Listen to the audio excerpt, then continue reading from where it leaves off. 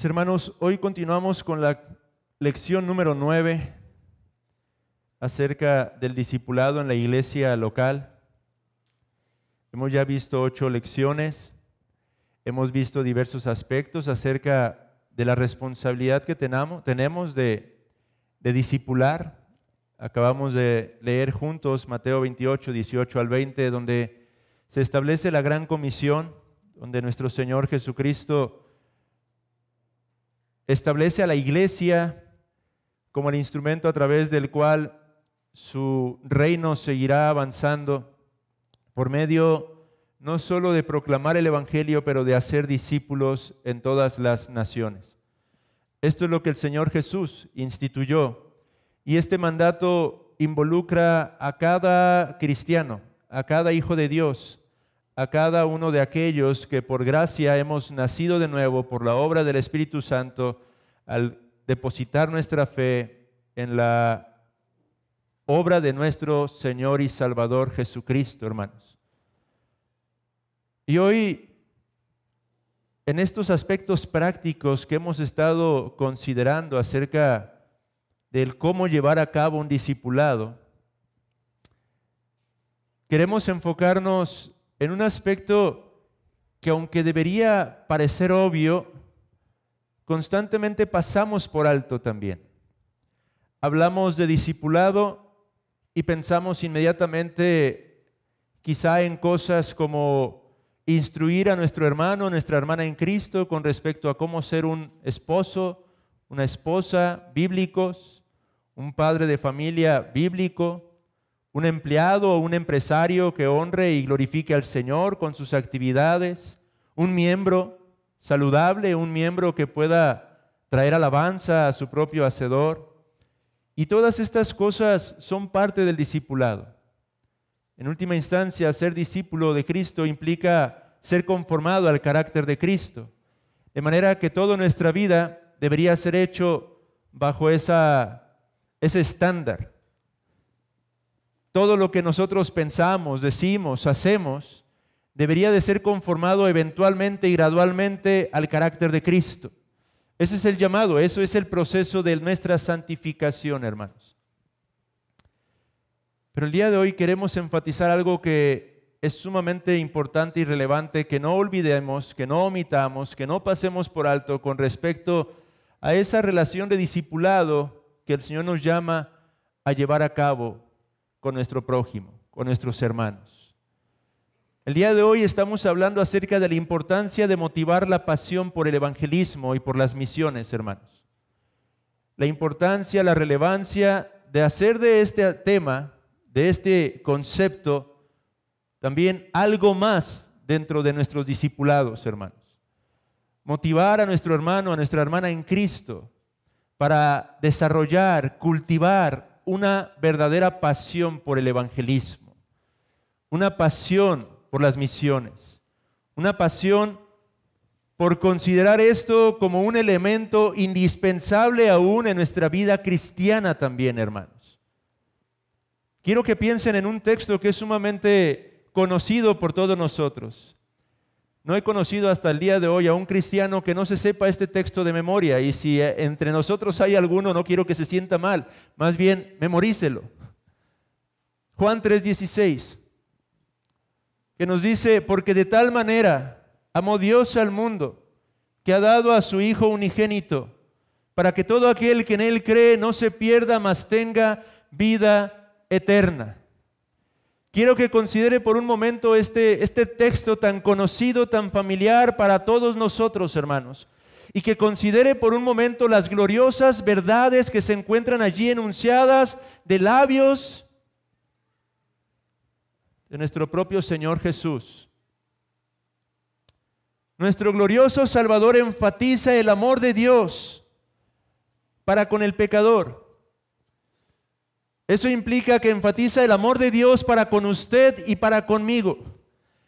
Eso implica que está destacando la realidad de que un Dios que es santo, santo, santo, me ha amado a mí, lo ha amado a usted, de tal manera que entregó a su propio Hijo, a su unigénito Hijo, lo dio a la humillación, lo entregó a su sacrificio, a sus sufrimientos, a la muerte más cruenta y más dolorosa que hombre alguno podría llegar a imaginar, puesto que esos sufrimientos no se limitaron a los sufrimientos físicos, pero fue el sufrimiento en el más pleno sentido de la palabra, sufrimientos del alma.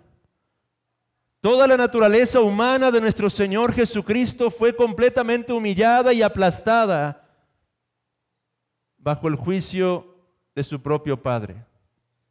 De manera que el Padre le ha amado a usted de tal manera que hizo eso en su propio Hijo, su unigénito Hijo. ¿Para qué? Para que usted que ha creído no se pierda. ¿Qué implica que no se pierda? Bueno, que no termine en el infierno, que no termine bajo la condenación, que no tenga que experimentar los indecibles sufrimientos que nuestro Señor Jesucristo tuvo que experimentar en virtud de nuestro pecado. No se pierde implica que no sea privado del más glorioso bien que hombre alguno podría llegar a abrazar o a experimentar, y esto es el poder morar y habitar en la santa presencia del Dios vivo y verdadero. Eso es lo que implica que usted no se pierda y tenga vida eterna. No una vida temporal, pero vida eterna.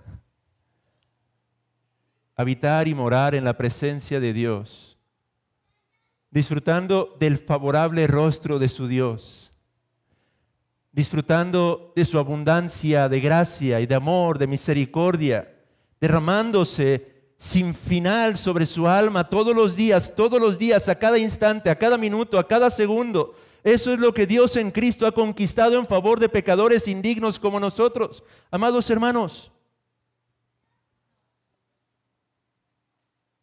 y eso es lo que debería de motivarnos a hacer evangelismo y motivarnos a discipular a otros a hacer evangelismo. Ese es el llamado que Dios nos ha hecho. Y esa debería ser la fuente y el fundamento por el cual hacemos todo cuanto hacemos, amados hermanos. Vayan a 2 Corintios, capítulo 5.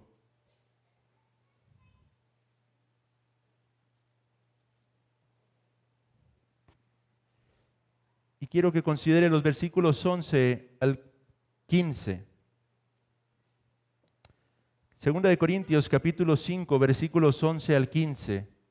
Y es que en este estudio, la primera parte, motivando el evangelismo, lo primero que queremos analizar son algunas razones por las cuales nosotros somos llamados a evangelizar. No solo somos llamados, sino las razones por las cuales deberíamos de estar evangelizando, hermanos. 2 Corintios 5, 11 al 15, dice el apóstol Pablo allí: conociendo pues el temor del Señor, persuadimos a los hombres, pero a Dios le es manifiesto lo que somos. Y espero que también lo sea a vuestras conciencias. No nos recomendamos pues otra vez a vosotros, sino os damos ocasión de gloriaros por nosotros, para que tengáis con qué responder a los que se glorían en las apariencias y no en el corazón. Porque si estamos locos es para Dios, y si somos cuerdos es para vosotros.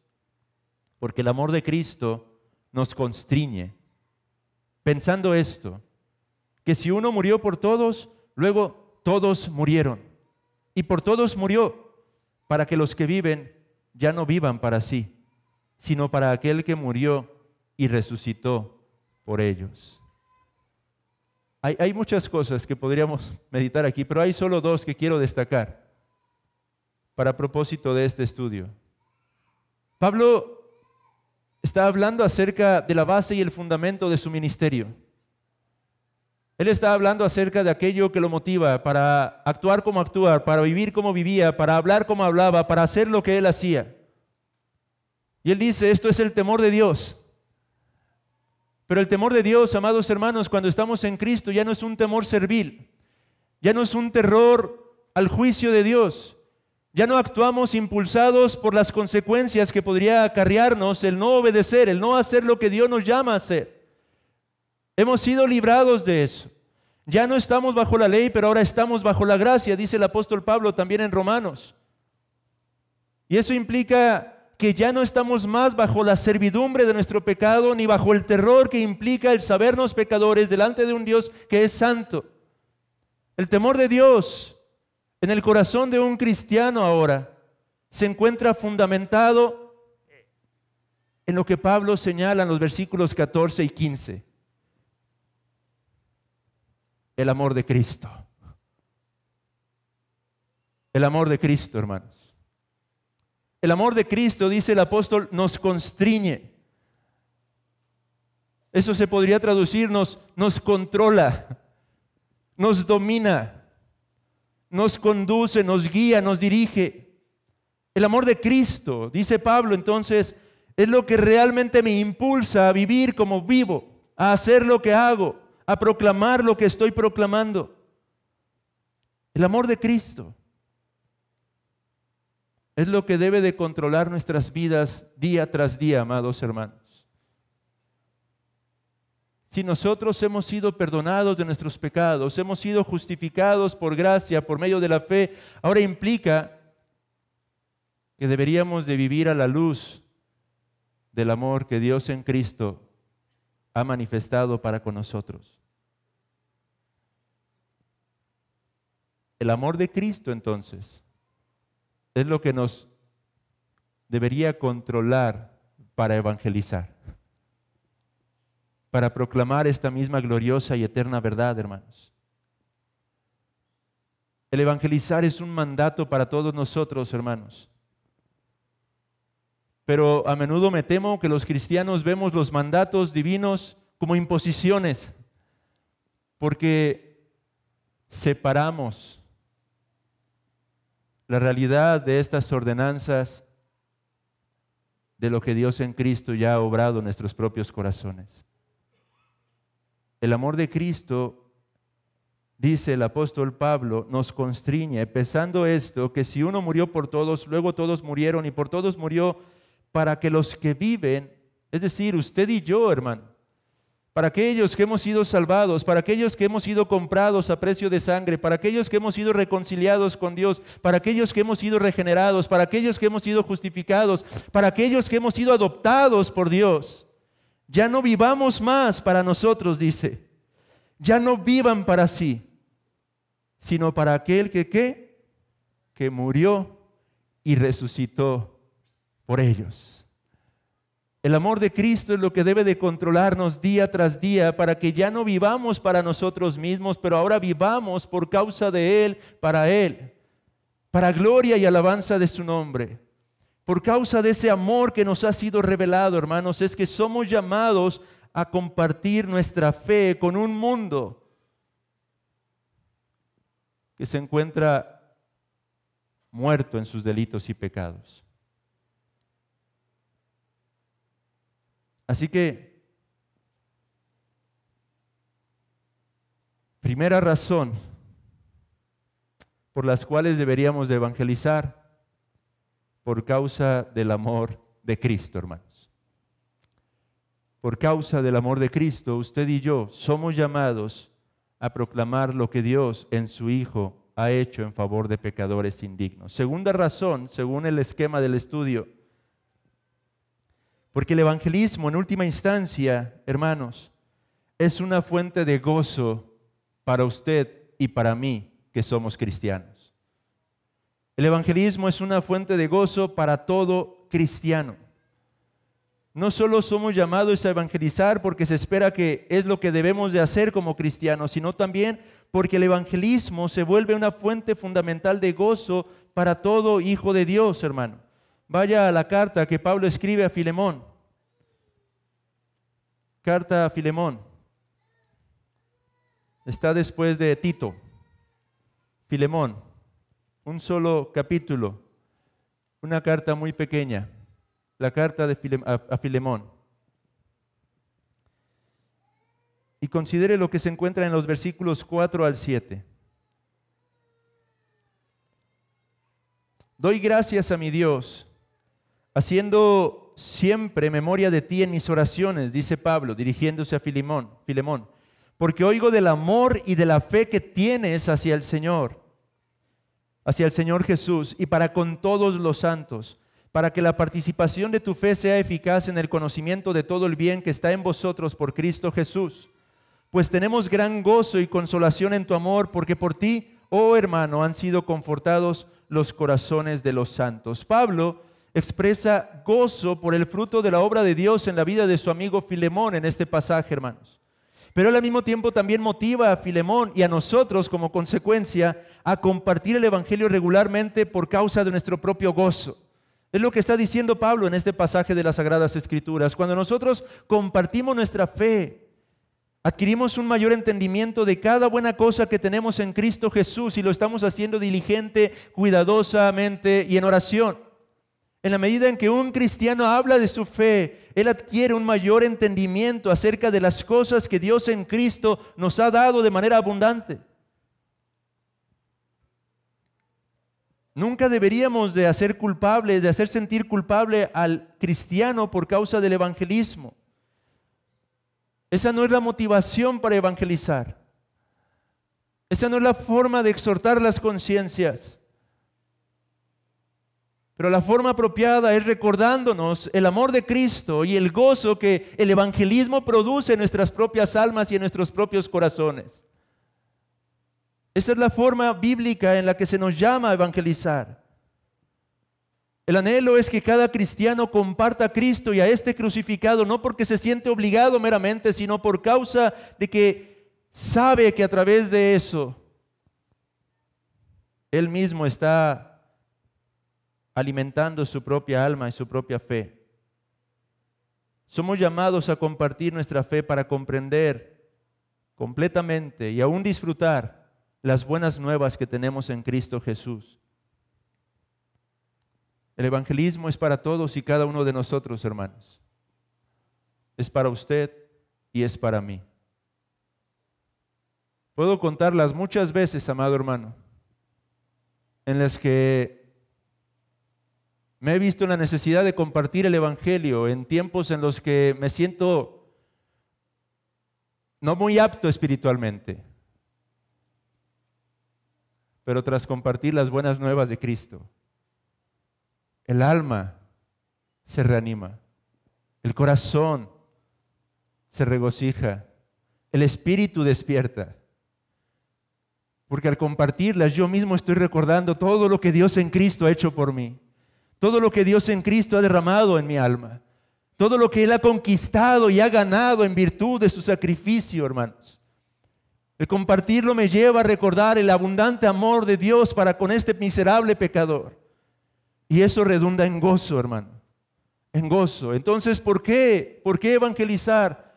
Por causa del amor de Cristo en primer lugar y en segundo lugar por causa del gozo que esto produce naturalmente en el alma regenerada. Y una tercera razón. Evangelizamos porque esto trae gloria a Dios. Y esto es importante. No evangelizamos simplemente porque queremos que las almas sean salvas. No olvidemos que a través del evangelio a menudo el alma puede llegar a gozar de la salvación, pero en otras ocasiones puede llegar a sellar su condenación. El evangelio que nosotros proclamamos son buenas nuevas, pero para aquellos que lo reciben, para aquellos que lo creen, mientras que para otros no es más que olor de muerte para su propia muerte. De manera que la motivación para predicar el evangelio no es tanto el poder ver a las almas viniendo a Cristo, aunque eso es algo que deseamos ver, pero principalmente es para la gloria del Señor. Porque ese es el propósito de predicar el evangelio, glorificar a Dios. Vea la carta a los Romanos, capítulo 3. Versículos 25 y 26. A quien Dios puso como propiciación por medio de la fe en su sangre, para manifestar su justicia a causa de haber pasado por alto en su paciencia los pecados pasados, con la mira de manifestar en este tiempo su justicia, a fin de que Él sea el justo y el que justifica al que es de la fe de Jesús. El propósito de la obra sustitutiva de Cristo fue primero y ante todo vindicar el nombre de nuestro Dios, hermanos. Es lo que está diciéndonos el apóstol Pablo aquí, porque su tolerancia anterior por el pecado había hecho que su justicia pareciera estar en tela de juicio. Sabemos de otros lugares de la Escritura que Dios mostró amor por nosotros a través del sacrificio de su Hijo, pero la gloria de Dios fue lo primero que tuvo en mente. Recordar que la gloria de Dios y el bien de sus hijos son inseparables. Lo que glorifica a Dios es bueno para nosotros, hermanos.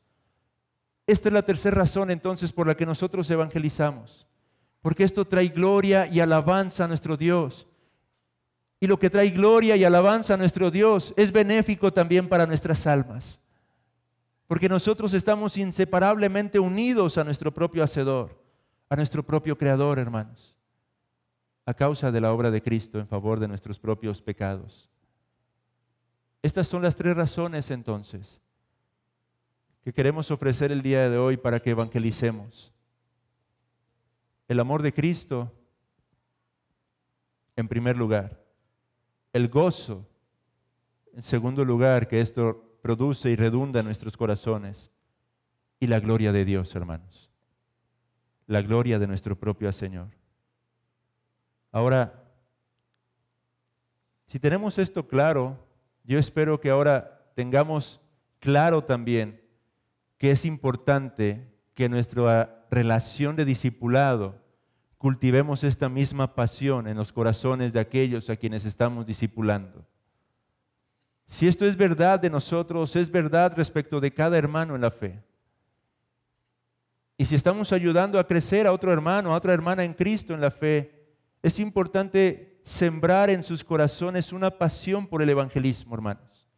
Es importante cultivar en ellos, ayudarlos en su proceso de madurez a crecer en su entendimiento del precioso llamado, del llamado único que se nos ha concedido a nosotros en Cristo, hermanos. Pero ¿cómo podemos hacer eso? ¿Cómo podemos motivar el evangelismo en el discipulado? Dice aquí los autores de estos estudios que estamos usando como bosquejo. Como mencionamos anteriormente, el discipulado no es un cambio de comportamiento, sino la formación del corazón, la mente, los deseos y la motivación del cristiano. Eso es el discipulado. No queremos simplemente cambiar a nuestro hermano o hermana externamente. No queremos eso, hermanos. Queremos trabajar en el corazón. Queremos trabajar en su forma de pensar. Queremos trabajar en su forma de desear, en lo que lo motiva a hacer lo que hace. Queremos trabajar en esos aspectos y en los nuestros también. Eso es el verdadero discipulado. No queremos promover una obediencia legalista. Lo que queremos es que sea fruto de un corazón que está siendo transformado. Eso es lo que estamos buscando con el discipulado, hermanos. Esto es lo que se procura a través del púlpito. A veces fallamos, tenemos que confesarlo y reconocerlo. Pero la intención es impactar los corazones para que las vidas sean transformadas desde dentro hacia afuera, no al revés. Porque lo otro no funciona. Cuando queremos simplemente imitar imágenes, ideas, estándares, tarde o temprano vamos a fallar o a flaquear. La obra del Espíritu es una que comienza en lo interno, en el corazón. Y eso es lo que tenemos que tener en mente al momento de discipular a otros. Ese tiene que ser nuestro enfoque, nuestra motivación. Es ahí a donde tenemos que apuntar. De nada sirve ayudar a una hermana y decirle, tienes que vestirte más modestamente, si no entiende realmente la modestia del corazón. Poco sirve quizá exigir, llega puntualmente, si no comprendemos el amor de Cristo para con nuestras propias almas y el llamado que Él nos ha dado.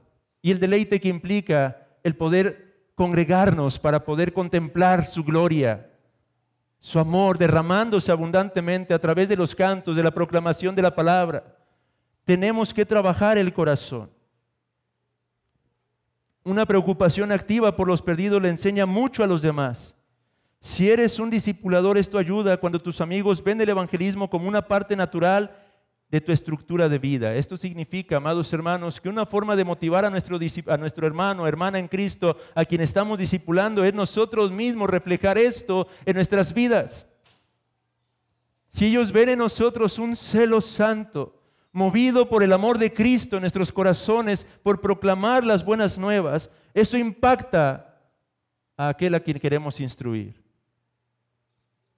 Ahora, aquí hay una frase que me gustó y que quiero señalar particularmente por nuestro propio contexto. Dice el autor, esto, es decir, el evangelismo, no es realizado a través de un programa especial o como una actividad ocasional, sino que es una parte normal de tu vida diaria. ¿Qué quiero tratar de señalar aquí, amados hermanos? Y quiero ser cuidadoso con esto. En nuestro contexto creo que esto es muy importante. Por la gracia del Señor, la Iglesia Bautista Reformada de Guadalajara tiene un amplio programa de evangelismo. Varios días a la semana se predica el Evangelio en centros de rehabilitación.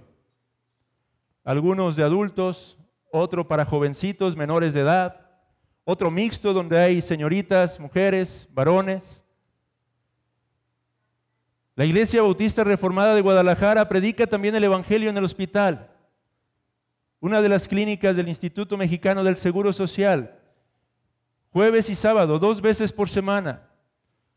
Puede ingresar por la gracia del Señor, lo que pocos pueden hacer. Nosotros tenemos esa puerta abierta, ingresamos a los pisos para hablar directamente cama por cama a personas que se encuentran enfermas, postradas, y podemos proclamarles el Evangelio, predicarles el Evangelio. No solo eso, la Iglesia Bautista Reformada de Guadalajara también ha tenido puertas abiertas para predicar el Evangelio en el centro de nuestra ciudad, muy cerca de la catedral. 2 días por semana, lunes, sábados, por las tardes. Ahí está un grupo de hermanos predicando el Evangelio. Y amados hermanos, damos gloria a Dios por causa de esos ministerios que se han ido estructurando en nuestra iglesia local, que son valiosos, que son importantes. Pero no nos equivoquemos. Predicar el Evangelio no consiste en integrarnos a uno de esos ministerios simplemente. No consiste en agregarnos al rol de alguna de esas actividades, aunque es bueno si se hace. Predicar el Evangelio es algo que hacemos día tras día. ¿Y con esto qué quiero decir? Por un lado, que mis amados hermanos que participamos activamente en estos ministerios, no confundamos que estamos evangelizando por el solo hecho de participar en esos roles. Y por otra parte, mis amados hermanos, quienes son imposibilitados de involucrarse en algunos de esos ministerios, tampoco se confundan de creer que no pueden llevar a cabo obra de evangelismo debido a sus limitantes. Quiero tratar de transmitir este pensamiento que he estado madurando y masticando. La última vez que pude compartir el estudio, comencé hablando acerca del ministerio de la iglesia y enfaticé la frase los unos a los otros, y providencialmente el pastor Héctor hizo exactamente lo mismo la siguiente semana sin que hubiéramos platicado nosotros. Y es que ese es el llamado, hermanos.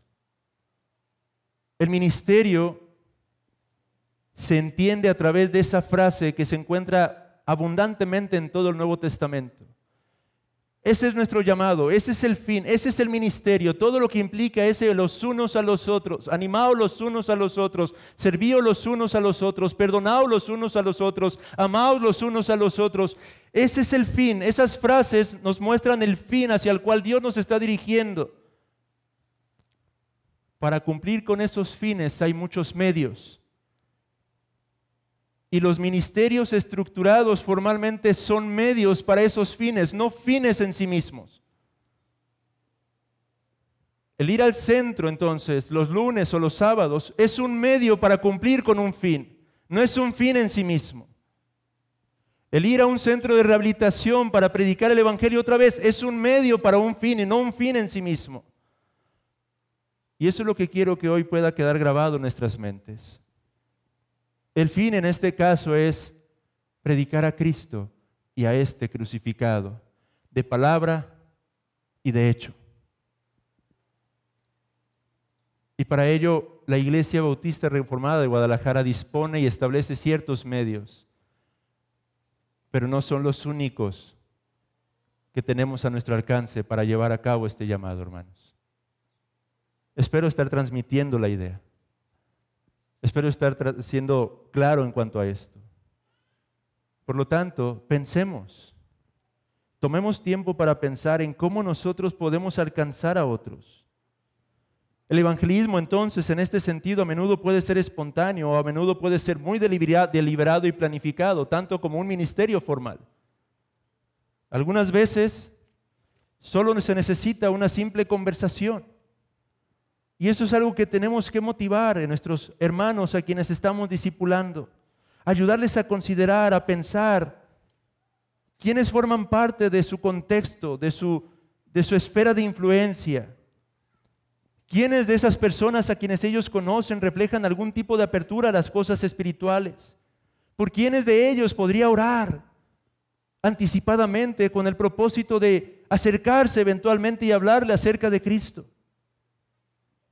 Conversaciones como estas pueden ayudarnos a motivar a nuestros hermanos o hermanas en Cristo a involucrarse en la obra de evangelismo, hermanos. Mostrándoles entonces una vida congruente en nuestro caso. En segundo lugar, hablando intencionalmente acerca de estas cosas con ellos, ayudándoles a considerar y a pensar en las personas que se encuentran alrededor. Pueden leer juntos algún tipo de libro sobre evangelismo, como lo que vimos la última vez.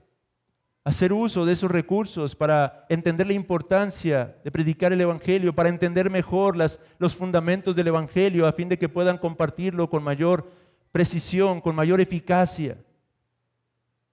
El autor menciona algunos libros que sinceramente no conozco. El único, creo, es El Evangelismo y la Soberanía de Dios, de J.I. Packer. Pero una vez más, podemos preguntarnos unos a otros por material de este tipo. Y recordemos también la importancia de una iglesia en el evangelismo. Una cultura sana de discipulado debe hacer mucho para recomendar el evangelio a un mundo incrédulo.